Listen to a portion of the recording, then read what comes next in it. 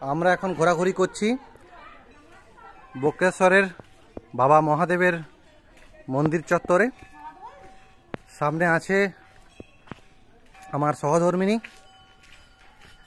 এবং সকলকে সঙ্গে নিয়ে আমরা মন্দির দর্শনে বেরিয়েছি। এটা বাবা মহাদেবের বক্রেশ্বর ধামের মন্দির। দেখতে পাচ্ছেন এখানে জুতো টুতো খুলে দিয়ে ভিতরে প্রবেশ করা হয়।